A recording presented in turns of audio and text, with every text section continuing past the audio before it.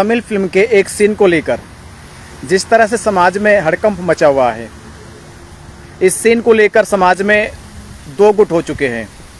एक गुट वो हो गया जो इस फिल्म के सीन को लेकर इसको गलत ठहराने की कोशिश कर रहा, और दूसरा गुट वो हो गया है जो इस सीन को सही दर्शाने की कोशिश कर रहा। अब हम ये जानते हैं, अब हम इस सीन की पुष्टि करते हैं, इस सीन में क्या गलत है और क्या सही है। क्या ये सीन बुद्धिस्ट लोगों की आस्था को, उनकी भावनाओं को ठेस पहुंचाता है, या इस सीन से मानव जाति को कुछ प्रेरणा लेने की ज़रूरत है।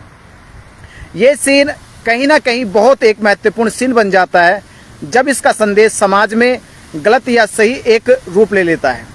और आज आप देख रहे हैं सोशल मीडिया पर लगातार चाहे वो फेसबुक हो, ट्विटर हो, इंस्टाग्राम हो, या बहुत सारे लोगों ने इस पर अपनी प्रतिक्रिया जाहिर की है। लोगों की प्रतिक्रियाओं से पता चलता है कि समाज में अभी कोई एक मत नहीं है। यानी वो एक मत किन की मैं बात कर रहा हूँ, जो लोग अपने आप को बुद्धिस्ट कहते हैं, जो अपने आप को अम्बेडकरवादी कहते हैं। बात बहुत महत्वपूर्ण होने वाली है। ये बात इसलिए महत्वपूर्ण होने वाली है क्योंकि ये समाज का बहुत बड़ा मुद्दा बन चुका है। बुद्ध को लेकर, बुद्ध के अस्तित्व को लेकर, बुद्ध की प्रतिमा को लेकर, बुद्ध की प्रतिमा को लेकर समाज की क्या धारणा है, क्या उसमें श्रद्धा है, क्या विश्वास है, और स्वयं बुद्ध के अस्तित्व को लेकर यानी बुद्ध की शिक्षाओं को लेकर, बुद्ध के ज्ञान को लेकर समाज की क्या धारणाएं हैं, क्या उनके प्रति भावनाएं हैं, आज हम इस पर चर्चा करेंगे। क्योंकि समाज जिस तरह से देखा जा रहा है वो दो गुटों में अपने विचारों को प्रस्तुत कर रहा है। एक सही की दिशा में जा रहा है, एक गलत की दिशा में जा रहा है। जब से ये सीन सोशल मीडिया पे वायरल हुआ है, तमाम लोगों ने इसे वायरल करने में कोई कमी नहीं छोड़ी, जिससे जितना बन रहा वो उतना इसको वायरल करता जा रहा है। अब दरअसल बात मैं आपसे कहना चाहता हूँ, एक छोटा सा एग्जाम्पल है, मैं उनके विषय में कहूँगा जिन्होंने इस प्रतिक्रिया को, इस सीन को गलत ठहराने की कोशिश कर रहे हैं। मेरा उनसे एक सवाल है, वह अपने अंतर मन में सोच कर समझ कर उत्तर देना। जो लोग जुड़ रहे हैं, जो लोग इस वीडियो को देख रहे हैं, मेरा आप सभी धर्म मित्रों से अनुरोध है, निवेदन है कि इस वीडियो को शेयर जरूर कर दे, क्योंकि बहुत महत्वपूर्ण बात होने वाली है। यह महत्वपूर्ण बात आज हमारे इस अस्तित्व को बचाने की बात है कि कहीं ना कहीं हम बुद्ध के अस्तित्व को किस तरह से अपने जीवन में ले रहे हैं। तो ये बात आपके लिए भी खास है और आने वाले उपासकों के लिए भी खास है और अन्य लोगों के लिए भी खास है कि हमारा बुद्धिज्म के अंदर, हमारा बुद्ध के प्रति, बुद्ध की शिक्षाओं के प्रति क्या महत्व रखता है, क्या योगदान रखता है। जब से ये फिल्म का सीन वायरल हुआ है तो इस पे सही और गलत की प्रतिक्रिया आई। मैं बात कर रहा हूँ एक कहानी के माध्यम से, छोटा सा एक कहानी है बस। आप सभी लोगों ने बचपन में मेला घूमे होंगे, आप सभी लोगों ने बचपन में कबड्डी और कुश्ती का खेल देखने गए होंगे, आप सभी लोग बचपन में मेले के अंदर गुम हो गए होंगे। तो आपको याद होगा, मैं उन लोगों से कहा जिन्होंने इसे गलत प्रतिक्रिया के साथ देखा है, जिनके नजरिए ने इस सीन को गलत ठहराने की कोशिश करी है। मैं उनसे कह रहा हूं कि जब वो मेला घूमने जाते थे तो क्या उनके पिता ने कभी कभार उनको अपने कंधे पर बैठाया? क्या उनके पिता ने उनको कंधे पे बैठाकर मेला घुमाया? क्या उनके पिता ने कंधे पे बैठाकर उनको कबड्डी कुश्ती का खेल दिखाया? आप सभी लोग कभी ना कभी बचपन में अपने पिता के कंधे पर बैठे होंगे, और जैसे पिता के कंधे पर बैठते थे तो हम क्या होते थे? ऊंचे हो जाते थे। हम जब ऊंचे हो जाते थे तो हम उस दृश्य को देख लेते थे जो दृश्य हमें दिखाई नहीं दे रहा था, जिस कारण हमारे देखने में बाधा बन रही थी। उस बाधा को हमारा पिता कंधे पे बिठाकर हमें वो बाधा से मुक्त कर देता था और हम बड़ी आसानी से उस खेल का मनोरंजन ले सकते थे, उस खेल का आनंद ले सकते थे। तो जिस प्रकार पिता आपको अपने कंधे पर बैठाकर अगला दृश्य दिखाता था, यानी अगला रास्ता दिखाता था, अगला मार्ग दिखाता था, तो जब वह कार्य करना पिता का उचित था और आपका पिता के कंधे पर बैठना भी उचित था, तो फिर बुद्ध भी तो पिता है, बुद्ध भी तो पिता की भूमिका में है, बुद्ध संसार के पिता है। और उस बच्ची ने जिस प्रकार आप अपने पिता के कंधों पर बैठे हैं, अगर बच्ची का बुद्ध के कंधों पर खड़े होकर अपने पिता को आवाज लगाना गलत है तो फिर आपका भी अपने पिता के कंधों पर बैठना गलत है, नाजायज है। तो ऐसे लोगों को, जिन लोगों ने इस सीन को गलत ठहराने की कोशिश करी है, ऐसे लोगों को अपने आप को सजा देनी चाहिए। जैसी भावना आज हम इस बच्चे के प्रति रख रहे हैं, वैसी भावना आपको अपने प्रति रखनी चाहिए, क्योंकि आपने भी इसी तरह का अपराध किया है।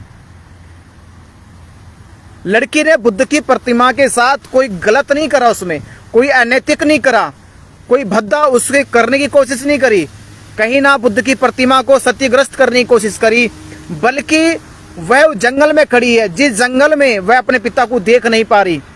सपोज करो अगर आप भी इसी तरह से जंगल में गुम हो जाए और आपका पिता आपको दिखाई ना दे रहा हो और आपको किसी ऊंचे स्थान की आवश्यकता पड़े, तो आप उस स्थान को लेने में कोई अपराध नहीं है, कोई बुरा नहीं है। उस बच्ची को लगा अगर मैं बुद्ध के कंधे पर खड़ी हो जाऊं तो मैं शायद अपने पिता को पुकार सकती हूँ, मैं शायद अपने पिता को आवाज लगा सकती हूँ। ये घटना ये दर्शाती है कि बुद्ध एक क्या है, मार्गदर्शक है हमारे जीवन के। ऐसे मार्गदर्शक जिसने अपने जीवन में भी लोगों को राह दिखाने का, मार्ग दिखाने का कार्य किया, और वो कार्य आज भी उनकी प्रतिमा के प्रतीक के रूप में उस बच्चे ने उस प्रतिमा यानी बुद्ध के प्रतीक स्वरूप प्रतिमा पर खड़ा होकर उसने आगे का रास्ता देखा, मार्गदर्शन लिया बुद्ध का। तो ये तो हमारे लिए बहुत गौरव की बात है कि एक बच्ची बुद्ध के कंधों पे खड़ा होकर अपने पिता को पुकार रही है और कह रही है बुद्ध हमारे मार्गदर्शक है। मार्गदर्शक क्यों, में मार्ग दिखा रहे। पिता का काम ये तो होता है, कभी वो उंगली पकड़कर चलाता है, कभी वो कंधों पर बैठाता है, ये पिता की भूमिका होती है।